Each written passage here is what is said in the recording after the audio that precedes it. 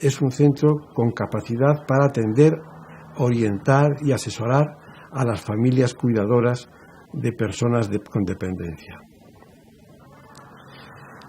La ley de dependencia también prevé los centros de noche, que son centros en los cuales se puede prestar atención integral a las personas que tienen dificultades en el horario nocturno, en que los cuidados son difíciles en el entorno familiar durante la noche. Entonces, en esta tercera fase, el enfermo ya está bastante más deteriorado, son otros 3-4 años, porque en general toda la enfermedad va a durar como 10, 12 años. Entonces, ¿qué va a pasar? Ya él no se va a hacer las actividades básicas de la vida diaria, va a ser completamente dependiente, no podemos entablar una conversación, por lo cual tenemos que seguir hablando muy despacio también con ellos. En periodos más avanzados de su enfermedad, esa confusión puede ser mucho mayor y muchas veces es debido a que se olvida de los lugares, se olvida de las puertas y su angustia puede ser mucho mayor. Nuestra actitud debe ser la de mantener el sosiego, mantener la calma y procurar actividades gratificantes que lo distraigan y sobre todo compañía. En el momento final de la enfermedad tendremos que ser nosotros los que tratemos de interpretar las necesidades de la persona con mucha empatía y con mucha paciencia. No tendrá capacidad de expresar lo que necesita. Es posible que haya cosas que no comprenda, pero sí que tendrá capacidad de comprender ese acompañamiento. El uso del contacto, el tacto, la cercanía, el contacto visual también va a ser muy importante con estos pacientes hasta el final de la enfermedad. En toda la pérdida progresiva de capacidades, en algún momento la persona olvida incluso que tiene un cuerpo y olvidará denominar cada una de estas partes. Cuando nosotros le pidamos que nos dé la mano, no entenderá qué le estamos diciendo, ni sabrá que tiene una mano ni para qué sirve. Podremos ayudarle no solamente diciéndole, nosotros recordándole el nombre de cada parte del cuerpo, sino también el tacto podrá ser una herramienta importante a la hora de recordarle y rememorar esta parte que nosotros queremos traer a su memoria. Cada vez que hagamos con él una actividad de la vida diaria, podremos aprovechar el tacto tocándole la zona al mismo tiempo que se la nombramos. Esto es tu mano, dame tu mano. Con estas órdenes sencillas, él recordará esta parte del cuerpo y seguramente nos dará la mano tal y como nosotros se la pedimos. A medida que nosotros vayamos favoreciendo estos estímulos, las respuestas aparecerán más rápido y más a menudo. Es muy importante la estimulación. La estimulación del mayor debe ser ni mucha ni poca. Es decir, la hiperestimulación va a causarle irritación, va a causarle ansiedad y nerviosismo y lo vamos a cansar demasiado. Y la hipoestimulación, dejarlo en un rincón todo el día, pues lógicamente también va a contribuir a que se sienta inquieto, a que se sienta desasosegado y a que se sienta irritado. Creo además que es importante que las familias y los seres queridos no dejen de comunicar con el enfermo, no solo por el enfermo, sino también por las propias familias. El que nos expresemos, el que le expresemos cómo nos sentimos. Habrá momentos que tenga capacidad de comprenderlo y momentos en los que no, pero también tendrá un sentido sanante para la familia y para las personas que están alrededor y que también van a tener su necesidad de compartir con el enfermo. Quizás ese espíritu o ese ansia de querer ser perfeccionista nos lleva muchas veces a dudar de nosotros mismos, de si hacemos o no hacemos bien las cosas. Y decimos, si solo le damos amor, si solo le damos caricias, si es que no hacemos todo lo que nos gustaría hacer. Pues bien, seguramente en una enfermedad como la enfermedad de Alzheimer, a lo mejor es lo que podemos hacer. ¿Por qué nos culpabilizamos o nos autoculpabilizamos de que no podemos llegar más allá? Seguramente el dar eso, el amor, dar sentimientos positivos, dar caricias, dar cercanía y atender a los cuidados es lo que podemos hacer. Y poco más podemos hacer. Sobre todo en fases intermedias y avanzadas del deterioro mental, quisiera detenerme brevemente en 2 o 3 sentimientos muy comunes como reacción al deterioro del ser querido que tienen muchos familiares y cuidadores. Uno es el sentimiento de impotencia. Ese sentimiento de impotencia viene dado porque a veces los cuidadores se exigen demasiado a sí mismos. Quieren ser omnipotentes, quisieran hacer todo bien o quisieran detener ese deterioro. Y otro es el sentimiento de culpa. Debemos de ser considerados con nosotros mismos y tratar de apartar de nosotros sentimientos de culpa que no estén fundados sobre los hechos. Debemos comprender también que tenemos nuestros derechos. El cuidador o cuidadora tiene sus derechos, derecho a descansar, derecho a relacionarse, derecho a equivocarse y no hacer todo bien. Por lo tanto, muchas veces los sentimientos de culpa causan mucho malestar al cuidador y a la cuidadora. Otra actividad de la vida diaria básica e importante es el baño. El baño es una actividad que requiere mucha intimidad por parte de la persona. Entonces, el meternos o el que se meta una persona, aunque sea familiar o bien un profesional, es un acto que da vergüenza, que avergüenza a la persona ya que le tienen que ayudar en algo muy íntimo. En una fase leve de la actividad, de esta actividad que es el baño, nos vamos a limitar simplemente a supervisar que la persona va bien aseada, vamos a cerciorarnos antes de que entre al baño, que todo está colocado siempre en el mismo sitio, que tiene elementos antideslizantes para evitar caídas, que tiene la toalla a mano, y a poder ser eliminaremos las barreras arquitectónicas como puede ser una bañera y pondremos una ducha, o bien a poder ser un sumidero, que no haya siquiera plato de ducha, sino que el agua caiga directamente a un sumidero. En la fase moderada vamos a tener que empezar, o en cuanto veamos que hay problemas de aseo, vamos a empezar a prestar más ayuda. Como digo, es una actividad muy íntima y puede que la persona tenga reparos en el hecho de que entremos, con lo cual siempre hay que respetarlo. En la fase moderada, en la actividad del baño, si la persona nos permite entrar con ella, pues vamos a entrar, pero simplemente a dar orden verbal de lo que tiene que hacer o lo que tiene que coger o cómo tiene que hacerlo, intentando ayudar en la medida de lo posible lo menos que podamos. En una fase avanzada de la enfermedad ya será necesario que ayudemos a la persona, posiblemente habrá perdido movilidad y necesitemos una silla de ducha en la que la persona esté sentada. Aún así, continuaremos diciéndole en todo momento qué parte de su cuerpo le estamos lavando, siempre que el tiempo que tengamos nos lo permita. Y luego también pues estimularle a lo mejor en el sentido espacial, pues llevártelo de paseo por el barrio, que vaya contigo del brazo, que te vaya explicando, vamos a comprar el pan, ¿dónde vamos? Y que sea él mismo el que te diga dónde tiene que ir. Ahí sí que puedes utilizar recursos. Luego en casa sería conveniente también pues poner fotos de qué habitaciones cada una en la puerta, ¿no? Pues el baño y poner o un cartelito escrito o una foto en la cocina, en su habitación. Y luego también pues en los armarios, pegatinas con en qué cajón tiene cada cosa.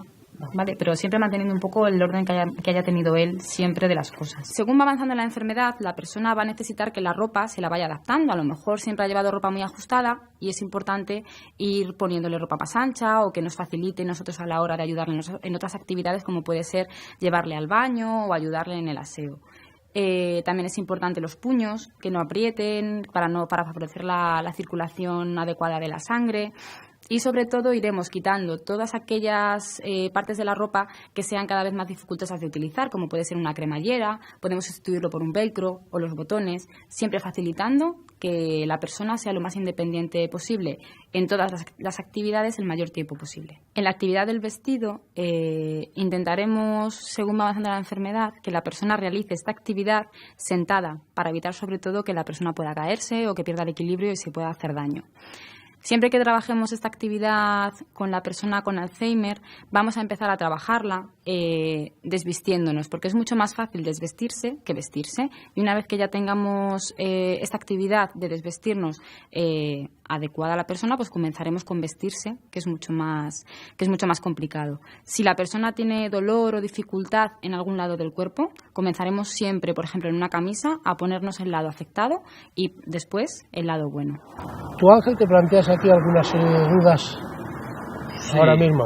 Muchas, sobre todo me preocupa mi familia, cómo les puede afectar a ellos también, que yo no pueda valerme un día y me preocupan ellos. ¿Has puesto en orden todas las cosas o estás en disposición de querer poner en orden todas las cosas? Sí, no sé, es que uno no sabe muy bien qué cosas hay que poner en orden. ¿Te sugiero cosas a poner en orden? Sí. Las cosas de la vida cotidiana. Por ejemplo, ¿quién te va a representar si algún día no puedes representarte a ti mismo porque no eres competente? Y esas son cosas que hay que decidir. Cosas que a lo mejor ahora lo puedes hacer porque eres competente para hacerlo y capaz. ¿Qué quieres hacer de tu vida cuando a lo mejor tú no puedas decidir sobre ti mismo y a lo mejor estamos en un callejón sin salida, ¿no? Es difícil ponerse en esa situación, ¿no? Ahora. ¿Has pensado hacer, por ejemplo, un testamento vital? Sí, se me ha pasado por la cabeza. Yo creo que ahora tendría que hacerlo, ¿no? Te digo cosas de la vida cotidiana. ¿Has ido al notario a hacer un testamento? ¿A tu hija la puedes nombrar tu representante legal? Claro que podría. Es a lo que me refiero de poner orden en todas estas cosas. Desde esas cosas que son muy elementales hasta todas las cosas de que se refiere poner orden en la vida, ¿no? Asuntos pendientes que tenga con otras personas, que no tengan que ver con lo puramente material, sino con asuntos. Cerrar esas agendas que en la vida tenemos todas las personas y que de vez en cuando, si no las cerramos, como que quedan pendientes a pesar de que sigamos viviendo. A mí me ayudó mucho las charlas que se hacen desde la Asociación de Familiares de Enfermos de Alzheimer en Tres Cantos.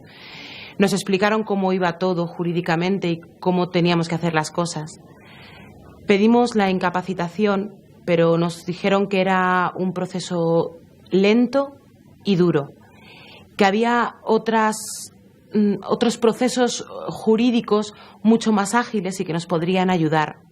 A nosotros el que mejor nos vino fue el poder notarial. A partir de ahí pudimos desarrollar y mi madre tomar decisiones sobre mi padre mucho más ágiles que con ninguna otra cosa. Era un documento jurídico intermedio que nos ayudó mucho. Excepcionalmente, dice la ley, cuando el solicitante esté recibiendo cuidados en su entorno familiar, se le podrán reconocer una prestación económica denominada de cuidados en el entorno familiar. Para ello tiene que reunir la vivienda, las suficientes condiciones de habitabilidad, el núcleo familiar tiene que haber unas buenas relaciones de convivencia y el cuidador principal debe de tener capacidad para cuidar, capacidad física, psíquica, tiempo suficiente para la prestación de los cuidados. La ley también prevé, y se están desarrollando en todas las comunidades autónomas, una serie de programas de formación y de apoyo a los cuidadores. Estos programas se desarrollan una serie de horas con carácter presencial y otras a distancia, precisamente para capacitar y apoyar a las personas cuidadoras. La adaptación fue dura para todos. El hecho de tener que convivir con una persona que le diagnostican Alzheimer es muy duro. Antes de dejarlo interno, el tiempo que nuestro padre estuvo viviendo con nosotros, tuvimos que hacer muchas reformas. Reformas en casa y reformas en nuestra vida cotidiana, reformas en nuestro día a día. Llega un punto que tienes que adaptar hasta el cuarto de baño, tienes que poner un baño geriátrico. Es muy cansado para todos, muy cansado porque tienes que convivir con él y tienes que seguir con tu familia. Mi madre lloraba mucho, estaba muy cansada y llegó un punto en que decidimos llevarlo a la residencia y dejarlo interno. Fue duro el comienzo, fue duro la adaptación. Mi madre le acompañaba todas las mañanas, le duchaba, le levantaba de la cama, le daba de comer. Pasábamos el mayor tiempo posible con él. Aunque muchas familias desean cuidar al enfermo de Alzheimer en su domicilio, esto no siempre es posible. Por esto, la opción residencial y en concreto los módulos de atención a enfermos de Alzheimer que hay en la mayor parte de las residencias son una opción que nunca se debe de descartar. En las residencias, la persona enferma de Alzheimer recibe atención integral. Cuando no hay plaza disponible de carácter público de los municipios o de las comunidades autónomas, se puede ofrecer a la persona solicitante una plaza concertada en los servicios privados, la oferta privada de servicios residenciales. Y si tampoco existieran plazas concertadas, la ley prevé que se puedan otorgar una prestación económica denominada prestación vinculada al servicio, que es una cantidad económica destinada a compensar el gasto que supone la atención en una residencia privada. Todos estos servicios no son enteramente gratuitos. Se realiza una pequeña aportación en función de la capacidad económica del solicitante. Para mi madre fue muy duro también.